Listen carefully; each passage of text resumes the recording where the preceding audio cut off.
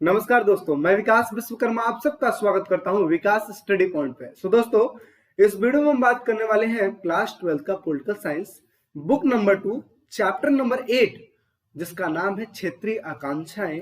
इसका पार्ट 2 हम करने जा रहे हैं। पार्ट 1 तो हमने कर लिया है। आई होप सो आपने वीडियो देख ली होगी। अगर नहीं आपने देखा है तो डिस्क्रिप्शन में लिंक दे दिया जाएगा, या फिर वैसे भी आप प्लेलिस्ट में जाके चेक आउट कर सकते हो।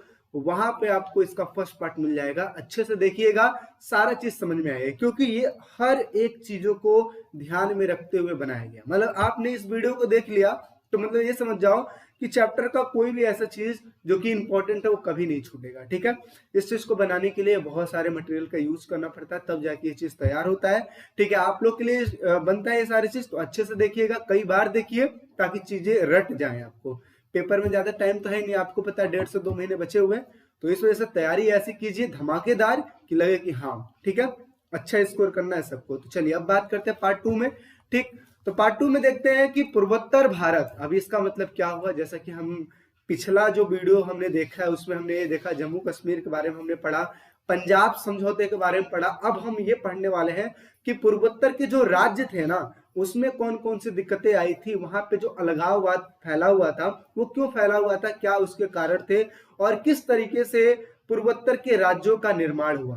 हालांकि मैं पहले बता दूं कि अगर मणिपुर को और त्रिपुरा को अगर छोड़ दिया जाए तो बाकी के जो अदर जो राज्य थे, जैसे अरुणाचल प्रदेश हो गया, नागालैंड हो गया, ठीक है, मिजोरम हो गया, ये जितने भी थे कहीं ना कहीं असम के ही भाग थे। और फिर धीरे धीरे ये विखंडित होते चले गए, अलग अलग राज्य बनते चले गए। सबसे पहले ये केंद्र शासित प्रदेश बने और फिर राज्यों में डिवाइड हो गए। तो कैसे कैसे क्या क्या हुआ, पूरा मैटर हम समझने वाले हैं, एक एक करके सारे चीज देखते हैं। ठीक है, तो सबसे पहले बात करते हैं। तो पूर्वोत्तर में अगर देखा जाए तो 7 क्षेत्र है ना, मतलब 7 राज्य हैं। कौन कौन से हैं, जैसे आप समझ सकते हो, अरुणाचल प्रदेश है, ठीक है, असम है, मेघालय है, त्रिपुरा है, मिजोरम है, मणिपुर है, नागालैंड है। यानी कि टोटल देखा जाए तो 7 राज्य हो गए। ठीक है, इसके अलावा थोड़ा सा और बता देता हूं, तो ये हो गया अपना भूटान, ऊपर बात करते तो ये हो गया चीन, इधर बात करते तो ये हो गया म्यांमार, इधर बात करते तो ये हो गया बांग्लादेश। तो इन सब चीजों की नॉलेज आपको होनी चाहिए। ठीक है, आगे समझते हैं। अगर आबादी की बात करूं तो 4% जो आबादी है, यानी कि भारत की टोटल आबादी की जो 4% आबादी है, ये इन राज्यों में निवास करती है। आगे बात करते हैं, यहाँ की सीमाएं चीन, म्यांमार, बांग्लादेश, ठीक है, और भूटान से लगती हुई, जैसा कि मैंने आपको बता दिया। ठीक है, ये चीन हो गया, भूटान हो गया, बांग्लादेश हो गया, म्यांमार हो गया। आगे सबसे पहले अगर मैं बात करूं तो यहाँ पे देखिए एक चीज और लिखा है, भारत के लिए दक्षिणी पूर्वी एशिया का जो प्रवेश द्वार है यही है। अच्छा देखा जाए तो ये पूरा का पूरा जो एरिया है वो किसका है, बांग्लादेश का हो गया। तो हमारी जो एंट्री होती है इधर से, यही बस एक एरिया है जिससे जहां से हमारी एंट्री होती है। आगे बात करते हैं, 1960 में नागालैंड को बनाया गया। ये जो डेट है इंपॉर्टेंट है, कई बार 1 नंबर के क्वेश्चन भी पूछा जाता है कि नागालैंड को कब बनाया गया। तो 1960 में बनाया गया। देखिए यहाँ पे मैं आपको 2 चीज समझा देता हूं कि अलगाववाद समझते हो ना, जैसा कि मैंने बताया था, अलगाववाद, अलगाववाद यानी कि अलग होने की जो डिमांड उठती है, ठीक है, ये सिर्फ 2 राज्यों में उठी थी। पूर्वोत्तर के क्षेत्रों में अगर मैं बात करूं तो एक उठा था जिसको कहते हैं नागालैंड, ठीक है, और कहां पे एक उठा था, एक है मिजोरम। ठीक है, नागालैंड और मिजोरम में अलगाववाद की आंदोलन चला हुआ था, तो इस चीज को हम समझेंगे। हालांकि यहीं पे आप समझ लो 1960 में नागालैंड को राज्य बनाया गया था। इसके अलावा अगर मैं बात करूं 1972 में तो मणिपुर, मेघालय और त्रिपुरा को बनाया गया था। और अगर मैं बात करूं अरुणाचल प्रदेश और मिजोरम को, तो 1987 में राज्य का दर्जा दिया गया था। और इस तरीके से कहा जाए तो पूर्वोत्तर के जो 7 राज्य हैं, 7 बहनों के भी नाम से जाने जाते हैं। तो 7 बहनें भी आप बोल सकते हो, या फिर आप इनका नाम भी बता सकते हो। आगे बात करते हैं, पूर्वोत्तर के राज्यों में राजनीति पर 3 मुद्दे हावी हैं। कौन कौन से मुद्दे हावी हैं, तो सबसे पहले बात करते हैं, वो है क्या है, स्वायत्ता की मांग। ठीक है, स्वायत्ता, स्वायत्ता मतलब होता है विशेष मांग की मांग करना। ठीक है, दूसरा अलगाववाद, तीसरा है बाहरी लोगों का विरोध। ये 3 टाइप्स की चीजें हैं। अब एक एक करके तीनों को हम करने वाले हैं। सबसे पहले हम देखते हैं स्वायत्ता की मांग। स्वायत्ता की मांग का मतलब क्या होता है, जैसा कि मैंने आपको पहले ही बता रखा है, स्वायत्ता मतलब होता है विशेष मांग करना। मतलब आप अपने राज्यों के लिए विशेष मांग कर रहे हो गवर्नमेंट से, तो उसे कहते हैं स्वायत्ता की मांग करना। ठीक है, जैसे स्वतंत्रता के समय मणिपुर और त्रिपुरा को छोड़ दिया जाए तो संपूर्ण जो क्षेत्र है वो क्या कहलाता था, असम कहलाता था, जैसा कि मैंने आपको बताया। और इसके अलावा अगर मैं बात करूं तो अगर त्रिपुरा और मणिपुर को छोड़ दिया जाए तो पूरा का पूरा ये जो एरिया है क्या कहलाता था, ये पूरा का पूरा असम कहलाता था। अब होता क्या है, असम असम कहलाता तो है, लेकिन अलग अलग जो क्षेत्र बने हुए थे, यहाँ पे जो लोगों के मन में असंतोष पैदा हो गया था कि यहाँ की जो असम की जो गवर्नमेंट है हमारे लिए अच्छा काम नहीं कर पा रही है, और फिर उसके बाद उन्होंने क्या किया, अपने क्षेत्रों को लेकर अलग होने की डिमांड करना शुरू कर दिया। तो यही लिखा है कि गैर असमी लोगों को यह महसूस हुआ। गैर असमी लोग का मतलब क्या हुआ, जो असम से बिलोंग नहीं करते हैं, ठीक है। तो गैर असमी लोगों को यह महसूस हुआ कि असम की सरकार उन पर असमी भाषा थोप रही है, यानी कि जबरदस्ती लाद रही है, और इस क्षेत्र से राजनीतिक स्वायत्तता की मांग उठने लगी। मांग आक्रामक होने की वजह से, ठीक है, असम को बांटकर मिजोरम, मेघालय और अरुणाचल प्रदेश बनाया गया, ठीक है। तो इस तरीके से मिजोरम हो गया, ठीक है, मिजोरम हो गया, अरुणाचल प्रदेश हो गया, ठीक है, और अगर बात करें तो मेघालय बनाया गया। आगे बात करते हैं, त्रिपुरा और मणिपुर को भी राज्य का दर्जा दिया गया था, ठीक है। आगे बात करते हैं अलगाववादी नारे, ठीक है। तो यहाँ पे देखिए एक चीज मैं आपको बता दूं, स्वायत्तता की मांग हमने कर लिया, अब हम बात करने वाले हैं अलगाववाद के आंदोलन, ठीक है। उसके बाद हम अपना जो बाहरी वो समस्या थी उस चीज के बारे में बात कर लेंगे। तो देखिए अलगाववादी आंदोलन, स्वायत्तता की मांगों को सुलझाना सरल था। अगर बात किया जाए, कोई भी राज्य स्वायत्तता की मांग कर रहा है तो उस चीज को सुलझाना आसान था, लेकिन कोई भी राज्य अलगाववादी के नारे लगाने लगे, आंदोलन करने लगे अलगाववाद के, तो वो कठिन हो जाता है। क्यों? क्योंकि आप अगर विशेष मांग कर रहे हो तो आपको विशेष मांग देना आसान हो जाता है, क्योंकि इसका प्रावधान है। लेकिन आप अलगाववाद के नारे लगाओगे, आप कहोगे कि हमें एक अलग ही राज्य घोषित कर दिया, सॉरी देश घोषित कर दिया जाए, तो तब तो गलत हो जाएगा ना। तो इस वजह से इस चीज को सुलझा पाना थोड़ा सा कठिन हो गया था, ठीक है, क्योंकि दो ऐसे राज्य थे जहां पे इस तरीके के नारे लगे हुए थे। आगे समझते हैं, स्वतंत्रता के पश्चात मिजो लोगों का विश्वास था कि वे कभी ब्रिटिश इंडिया के भाग ही नहीं थे, भारत संघ से उनका कोई रिश्ता नहीं है। अगर मैं बात करूं मिजो की, ठीक है, तो मिजो में क्या है, बेसिकली मिजोरम से ही बना हुआ है, ठीक है। मिजोरम में रहने वाले जो लोग हैं उनको मिजो कहा जाता था। तो बेसिकली क्या हुआ क्या कि जो मिजोरम है, मिजोरम को ये लगता था, मिजोरम के लोगों को ये लगता था कि भारत जो है, भारत का हम हिस्सा है ही नहीं, ठीक है। ब्रिटिश इंडिया राज किस पे की, ब्रिटिश इंडिया राज की अलगाव, मतलब इस भारत पे राज किया, लेकिन हम भारत का हिस्सा नहीं थे। इस वजह से हमें क्या करना चाहिए, हमें अलग अलग होना चाहिए, ठीक है, अलग होना चाहिए। तब उन्होंने जो अपने इंडिया से डिमांड करना शुरू कर दिया, और फिर उसके बाद सशस्त्र विद्रोह होना स्टार्ट हो गया। तो पूरा मैटर क्या है, एक एक चीज करके मैं आपको बताता हूँ, चीजें आपको आसान लगने लगेंगी, ठीक है। देखिए क्या हुआ, स्वतंत्रता के पश्चात कुछ मिजो लोगों का विश्वास था कि वे कभी ब्रिटिश इंडिया के भाग ही नहीं रहते, भारत संघ में उनका कोई रिश्ता ही नहीं था। आगे क्या हुआ, इसी बीच वहां पे क्या होता है, अकाल पड़ जाता है, ठीक है। कहाँ पे, मिजोरम में अकाल पड़ जाता है। और फिर उसके बाद उस टाइम पे जो मिजोरम था वो असम का ही भाग था, तो असम सरकार उस चीज को अकाल को सुलझाने में असफल रहती है, यानी कि हेल्प करने में असफल रहती है। तो ये लिखा है, असम सरकार समुचित प्रबंध करने में असफल रहती है, और इसी के पश्चात अलगाववादी आंदोलन को जन समर्थन मिलना प्रारंभ हो गया, यानी कि वहां की जो जनता थी वो भड़कना शुरू हो गई। मिजो लोगों ने क्रोध में आकर लाल डेंगा के नेतृत्व में मिजो नेशनल फ्रंट बनाया, यानी कि अगर कहा जाए तो वहां पे एक क्षेत्रीय पार्टी का निर्माण हुआ जिसको कहते हैं मिजो नेशनल फ्रंट, और इसके जो लीडर बनाए गए थे वो बनाए गए थे लाल डेंगा, इनका नाम था, ठीक है। आगे 1966 में मिजो नेशनल फ्रंट ने स्वतंत्रता की मांग करते हुए सशस्त्र अभियान आरंभ कर दिए, ठीक है। कहने का मतलब ये है कि अब जब मिजो नेशनल फ्रंट बनाया गया तो अब ये अलगाववाद के नारे यहाँ पे लगने लगे, और इन्होंने क्या किया, गवर्नमेंट से मांग करना स्टार्ट कर दिया कि भाई हमें अलग करो, हमें अलग करो। और इस चक्कर में क्या हुआ, ये मामला धीरे धीरे और बढ़ता चला गया। अब ये विद्रोह का रूप धारण कर लिया, ठीक है, विद्रोह, लड़ाई झगड़े का रूप धारण कर लिया। आगे क्या हुआ, यह युद्ध काफी भयानक रहा, जिसमें गोरिल्ला युद्ध भी हुए। गोरिल्ला युद्ध का मतलब होता है ना जो पहाड़ों में छिप छिप के वार करते हैं, ठीक है, उन्हीं को कहते हैं। तो यह युद्ध काफी भयानक रहा, जिसमें गोरिल्ला युद्ध भी हुए। वायुसेना का भी प्रयोग किया गया, यानी कि ऊपर वायुसेना का भी प्रयोग किया गया। 2 दशक तक यह युद्ध चला, और जिसमें दोनों पक्षों को काफी क्षति उठानी पड़ी, यानी कि भारत सरकार को भी उठानी पड़ी और मिजोरम को भी उठानी पड़ी। आगे लाल डेंगा फिर उसके बाद भारत आते हैं, और उसके बाद भारत सरकार से जिस टाइम पे राजीव गांधी की सरकार थी तो राजीव गांधी के साथ इनका बातचीत होता है और बातचीत के द्वारा समस्याओं का समाधान निकाला जाता है। और इस तरीके से कहा जाए तो 21 जनवरी ठीक है 1972 को ठीक है मिजोरम को एक केंद्र शासित प्रदेश बनाया गया था और फिर आगे चल के 20 फरवरी 1987 को मिजोरम को 23वां राज्य बनाया गया, यानी कि राज्य का दर्जा दिया गया। तो सबसे पहले क्या बनाया गया था? केंद्र शासित प्रदेश, और फिर उसके बाद क्या बनाया गया था? उसके बाद पूर्णतः राज्य की संज्ञा दे दी गई थी। तो इस तरीके से जो मिजोरम है वो 23वां राज्य बनता है। आगे बात करते हैं, लाल डेंगा वहां के मुख्यमंत्री बनते हैं और मिजोरम पूर्वोत्तर का सर्वाधिक शांतिपूर्ण राज्य है, यानी कि कहा जाए बाकी और राज्यों में तो जो मिजोरम है वो शांतिपूर्ण राज्य है। और उसने कला साहित्य तथा विकास की दिशा में अच्छी उन्नति की है, ठीक है। और कहा जाए तो कला के क्षेत्र में विकास, साहित्य के क्षेत्र में विकास के क्षेत्र में इन्होंने काफी अच्छी उन्नति की है। तो इस तरीके से ये मिजोरम का मैटर था जिसको हमने समझा। अब हम थोड़ा सा समझ लेते हैं नागालैंड का। तो नागालैंड की भी स्टोरी सेम ऐसे ही मिजोरम की ही तरह है, लेकिन इतनी भयानक नहीं हुई थी।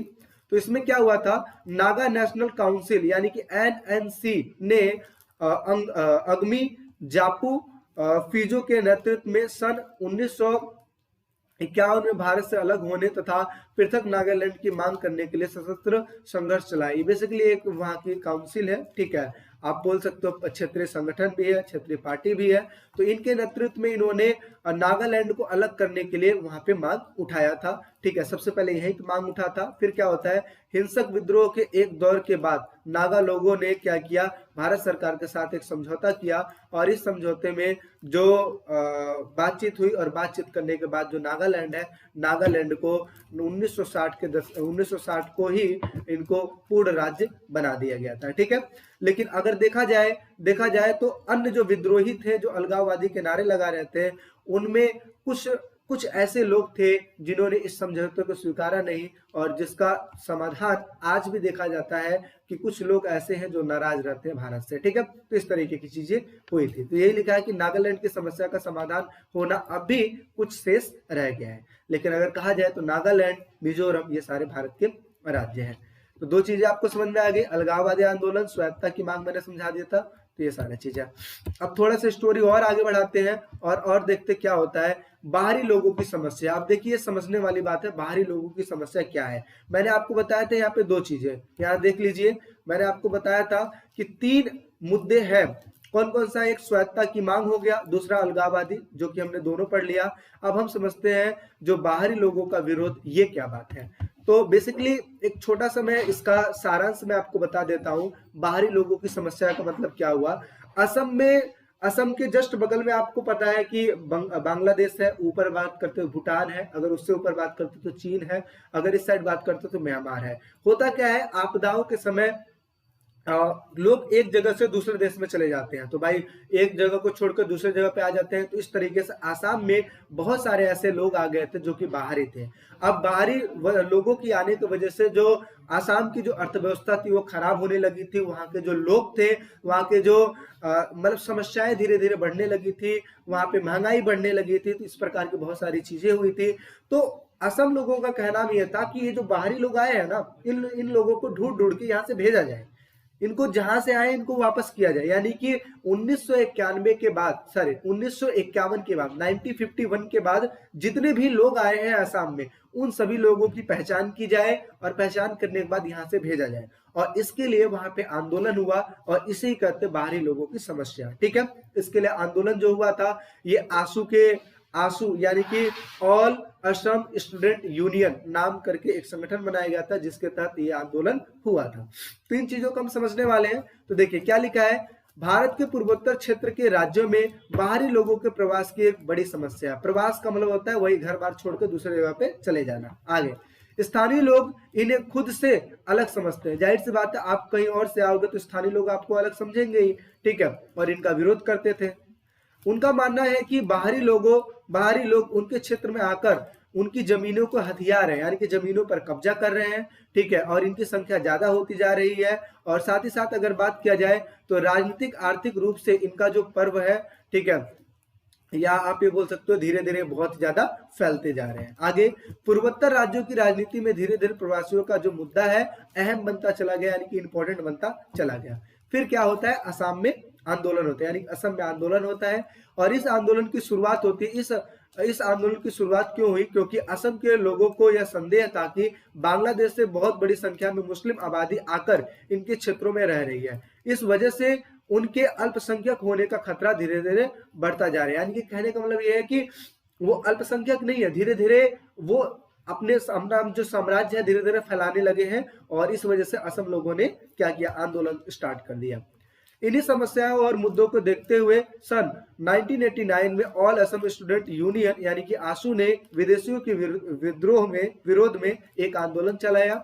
आसू असम के छात्रों का एक संगठन था और उसका किसी भी राजनीतिक दल से कुछ लेना देना नहीं था। ठीक है, आगे बात करते हैं। यह आंदोलन मुख्य रूप से विदेशी प्रवासी बांग्लादेशियों, बंगालियों एवं अन्य लोगों के बढ़ते दबदबे और उनका नाम मतदान सूची में गलत तरीके से शामिल किए जाने का विरोध था। यानी कहने का मतलब है कि जो आंदोलन चलाया गया था, ठीक है, ये जो आंसू आंदोलन चलाया गया था ये बेसिकली किसके लिए, विदेशियों के लिए चलाया गया था, बंगालियों के लिए जो कि वहां से असम में चले आए हैं, साथ ही साथ उन लोगों के लिए चलाया गया था जो कि धोखाधड़ी करके मतदाता सूची में नाम अपना अंकित कर लिए थे और जब मतदाता सूची में आपका नाम आ जाएगा तो समझ लो आप उस देश के नागरिक हो जाओगे। तो इस चक्कर में असम वाले जो लोग थे वो विद्रोह पे उतारू हो गए और उन्होंने कहा कि भाई इनको ढूंढ ढूंढ के यहाँ से भेजा जाए। आगे क्या हुआ, उनकी मांग थी कि 1951 के बाद असम में आए सभी लोगों को असम से बाहर, ठीक है, बाहर निकाला जाए और इस आंदोलन को असम के लगभग सभी लोगों ने समर्थन किया। इस आंदोलन में कई हिंसक घटनाएं भी हुई जिसमें धन संपत्ति जन दोनों का ही नुकसान हुआ। साथ ही साथ कई बार रेलगाड़ियों को रोकने एवं तेल शोधक कारखानों की सप्लाई बंद करने का भी प्रयास किया गया। यानी कि धीरे धीरे जो आंदोलन काफी भड़कता गया और इस चक्कर में रेलगाड़ियों को भी रोका गया, ठीक है, रेल की पटरियों को जाम कर दिया गया, ठीक है, सप्लाई बंद कर दी गई, बहुत सारी चीजें होती चली गई। लगभग 6 साल तक ये आंदोलन चला। इसके पश्चात राजीव गांधी ने आसू के नेताओं से बात की और एक समझौता किया और इस समझौते में निर्धारित किया कि 1971 में हुए बांग्लादेश युद्ध के दौरान उनके बाद जितने भी लोग असम में आए थे उनको असम से बाहर निकालने का प्रबंध किया जाएगा और इसी समझौते को असम समझौते के नाम से जाना जाता है। ये 4 नंबर के या 6 नंबर के या 5 नंबर के क्वेश्चन में पूछा जा सकता है कि असम समझौता क्या था। ठीक है, तो बेसिकली वही है कि जितने भी लोग आए हुए थे असम में उनको ढूंढा जाए और उनको वापस अपने घर की ओर भेजा जाए। ठीक है, आंदोलन की कामयाबी के बाद आसू एवं असम गण संग्राम परिषद ने साथ मिलकर एक राजनीतिक पार्टी का गठन किया और इस पार्टी का नाम था असम गण परिषद, नाम रखा गया था इस पार्टी का। ठीक है, तो इस तरीके से क्या धीरे धीरे मैटर सुलझ गया और आगे 1985 के चुनाव में यह पार्टी सत्ता में आई और इसने बाहरी प्रवासियों की समस्या को सुलझाने के लिए एक स्वर्णिम असम का निर्माण करने का वादा किया। ठीक है, यानी कि आपको पता है जब पार्टी कोई बनती है तो जाहिर सी बात है कि वो बहुत सारे वादे करती है। तो ऐसे ही असम की जो पार्टी थी वो स्वर्णिम असम का निर्माण करने का एक वादा किया। असम समझौते के बाद असम में शांति कार्य हुई परंतु प्रवासियों की समस्या पूर्ण रूप से समाधान नहीं हो पाया। यानी कि वही कहा जाए कि जो ये समस्या है ये बहुत ही गंभीर समस्या है और अचानक से इसका सॉल्यूशन नहीं मिल सकता है, कैसे आप ढूंढ पाओगे, है ना। तो कुछ हद तक तो हुआ लेकिन पूरी तरीके से अगर कहा जाए कि ये कारगर रहा तो ऐसा नहीं हुआ था।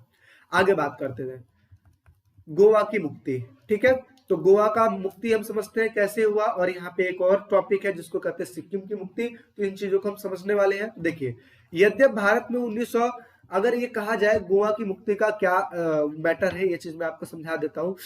जिस टाइम पे ब्रिटिश सरकार भारत पे रूल कर रही थी, ब्रिटिश सरकार छोड़ने का वादा किया, 1947 में वो छोड़ के चले गए।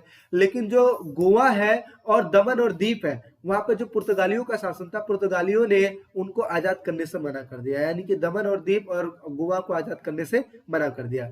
चलो यहाँ तक तो बात समझ में आती है, लेकिन आगे चल के क्या होता है, आगे चल के उनको नागरिक अधिकारों से वंचित भी रखा गया तो वहां के लोगों को, साथ ही साथ उनका धर्म परिवर्तन भी कराया जा रहा था और इन सभी चीजों की वजह से वहां के जो लोग थे वो बहुत ही ज्यादा परेशान थे।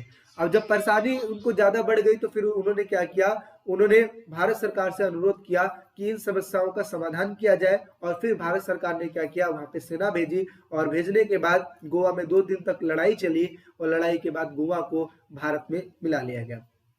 यहाँ पे आपको बता दूं कि गोवा में जब 2 दिन की लड़ाई चली और उसके बाद लड़ाई करने के बाद पुर्तगालियों को वहां से भेज दिया गया, तो यहाँ पे गोवा के सामने शर्त रखी गई कि वो भारत में शामिल होना, सॉरी, महाराष्ट्र में शामिल होना चाहते हैं या फिर अपना एक अलग अस्तित्व बनाना चाहते हैं। तो उस टाइम में लोगों ने कहा कि हम महाराष्ट्र में शामिल नहीं होंगे, हम अलग से ही रहेंगे। और फिर उसके बाद गोवा पे केंद्र शासित रूल चलाया गया, और फिर उसके बाद आगे चल के गोवा को भारत का राज्य बना लिया गया। कब बना लिया गया, तो 1987 में गोवा को 25वां राज्य बना लिया गया था भारत का। तो ये पूरा का पूरा मैटर था गोवा की मुक्ति का। आई होप सो आपको समझ में आया होगा। एक बार आप पढ़ लीजिएगा, चीजें आपको क्लियर हो जाएंगे। अब यहाँ पे देख लीजिए, मैं आपको एक मैप में भी दिखा दूं। ये रहा गोवा, ये रहा सिक्किम, ठीक है। ये तो छत्तीसगढ़ मणिपुर, तो इसको छोड़ दो, लेकिन ये गोवा है। और अब बात करते हैं हम यहाँ की, सिक्किम की क्या स्टोरी थी। तो देखिए, सिक्किम में अगर मैं बात किया जाए तो सिक्किम का विलय कैसे हुआ, इस चीज को भी समझिए।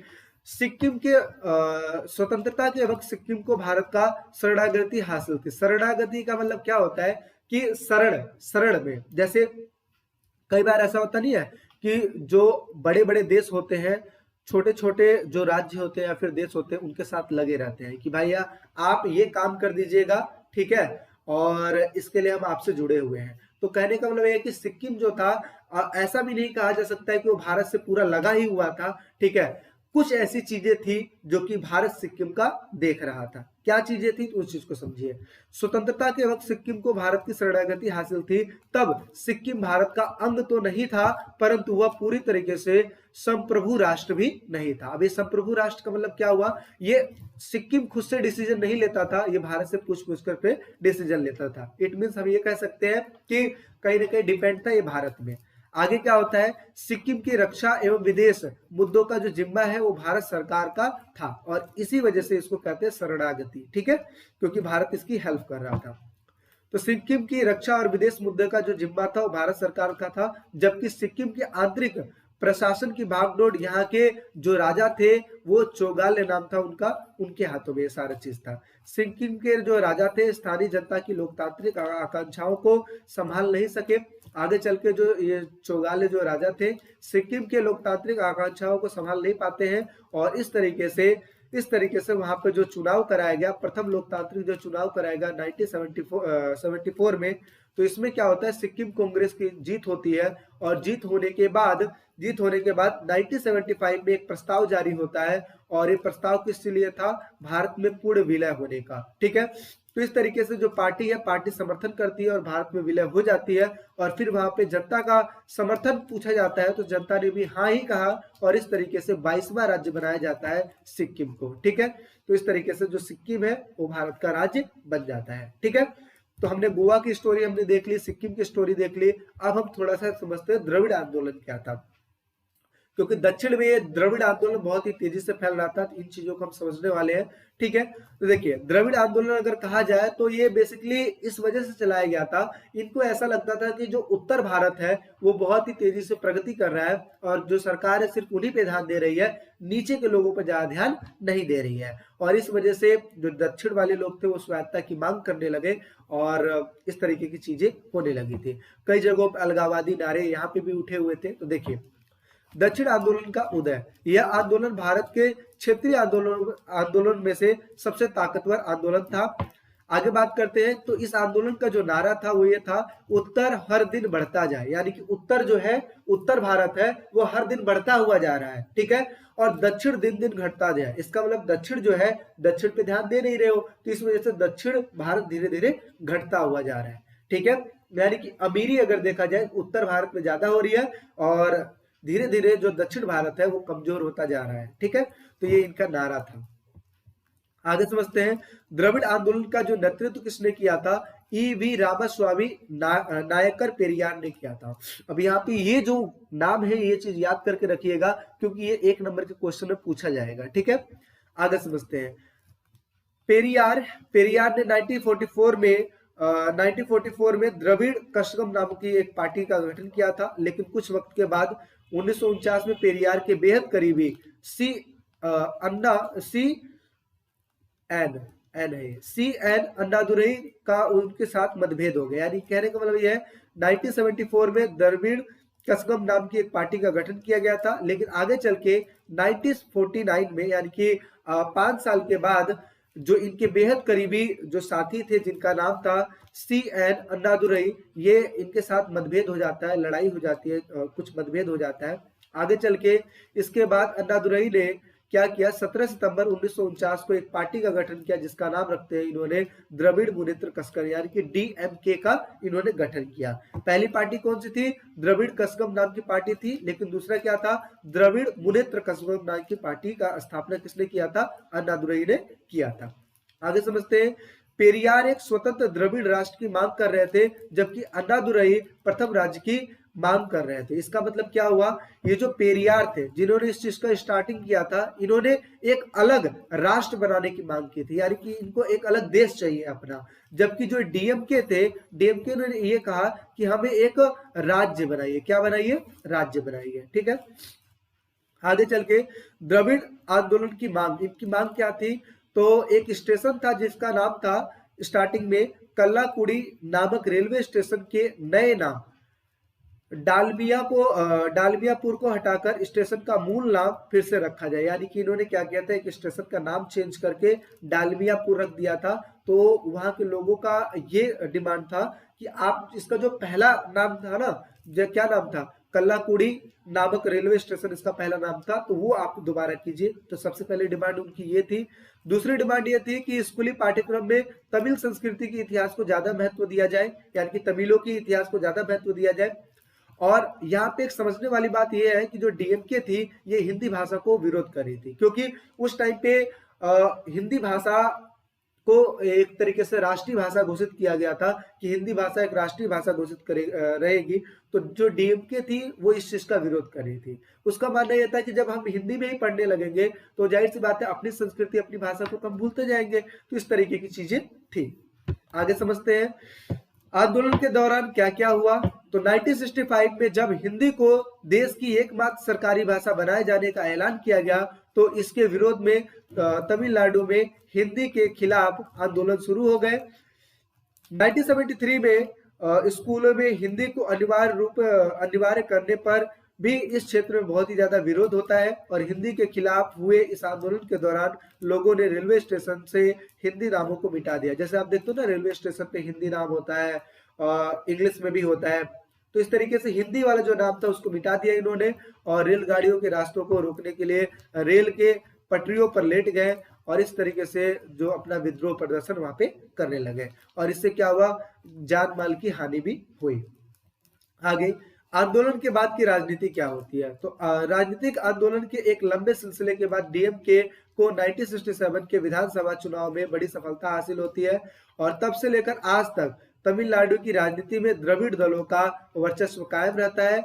और डीएमके के संस्थापक सी अन्नादुरई की मृत्यु के बाद जो है, जो डीएमके जो पार्टी थी वो दो भागों में डिवाइड हो जाती है। कौन कौन सी, सबसे पहली जो एक डीएमके पार्टी थी वो डीएमके के नाम से ही चलती है, लेकिन जो दूसरा दल बनाया जाता है उसका नाम था आल अन्ना द्रमुक, ये करके बनाया गया। ठीक है, और इस तरीके से कहा जाए तो ये जो आंदोलन उठा था तो इनके कुछ चीजों को स्वीकृति दे दी गई, लेकिन सब चीजों को नहीं। जैसे अलगाववाद की बात इन्होंने की थी उस चीज को नाकार दिया गया, बाकी और जो चीजें थी उस चीज को स्वीकृति दे दी गई और वहां पे स्थानीय भाषा में ही पढ़ाई करवाई जाती है। ठीक है, तो इस तरीके की चीजें हुई थी।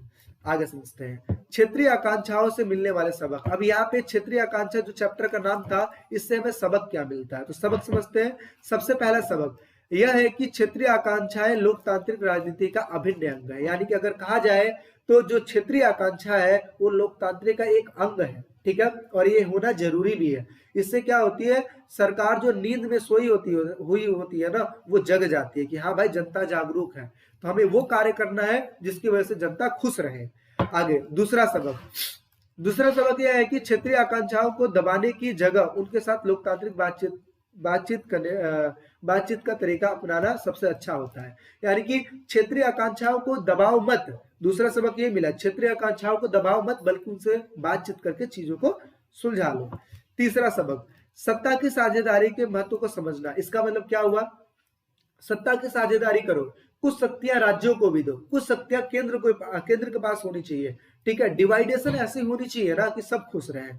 तो सत्ता की जो साझेदारी है उसके महत्व को समझना और इसके अनुसार विभिन्न दलों और समूहों को केंद्रीय राज व्यवस्था में हिस्सेदार बनना जरूरी था। चौथा सबक क्या है, चौथा सबक यह है कि आर्थिक विकास में सभी क्षेत्रों के साथ समान व्यवहार किया जाए। यानी कि अगर कहा जाए विकास की बात तो हर एक क्षेत्र में समान विकास होना चाहिए और पिछड़े राज्यों की आर्थिक मदद करके उनको विकास की राह पर लेकर आना चाहिए। यानी कि ऐसे राज्य जो पिछड़े हुए हैं उनको आर्थिक मदद करो और दोबारा विकास के रास्ते पर लेकर आओ। यानी कि सभी राज्यों को एक समान देखो और जो पिछड़े हुए राज्य हैं उनको ज्यादा स्वायत्ता दो और इस तरीके से सबको मेंटेन करके चलो। सारी चीजें मैंने आपको कवर करने की कोशिश की है, सारी चीज मैंने आपको बताया है। आई होप सो आपको अच्छा लगा होगा। एक बार वीडियो तसल्ली वक्त देखिएगा क्योंकि चीजों को जल्दी जल्दी इसलिए पढ़ाया जाता है ताकि चीजें जल्दी खत्म हो पाए, ठीक है। क्योंकि वीडियो लेंथी होगी तो आप कहोगे भैया बहुत ज्यादा लेंथी हो गया, तो इस वजह से यही अगर मैं बात करूं कि जो अपने इंस्टीट्यूट में मैं पढ़ाता हूं इन्हीं सभी चीजों को कम से कम 15 दिन में खत्म करता हूं मैं। 15 दिन लग जाते हैं चीजों को खत्म करने में, लेकिन यहाँ पे 1 घंटे के अंदर आधे घंटे की एक वीडियो बनानी पड़ती है, 1 घंटे के अंदर पूरा समझा दो सारी चीजें। अगर ऐसा हम समझाने पे आ जाए तो 12 चैप्टर जो है या 14 चैप्टर 14 घंटे में समझा देंगे। यानी कि एक दिन में अगर कोई बच्चा पढ़ना चाहे ना तो पूरा का पूरा देख सकता है। तो इस तरीके की चीजें हैं, तसल्ली वक्त देखिएगा, सारी चीजें आपको समझ में आएगा। वीडियो अच्छी लगी है तो वीडियो को लाइक कर दीजिए, अपने फ्रेंड में शेयर कर दीजिए और चैनल पर नए हैं तो सब्सक्राइब जरूर कीजिएगा। तो मिलते हैं एक अगले वीडियो में, अभी के लिए टेक केयर, बाय बाय।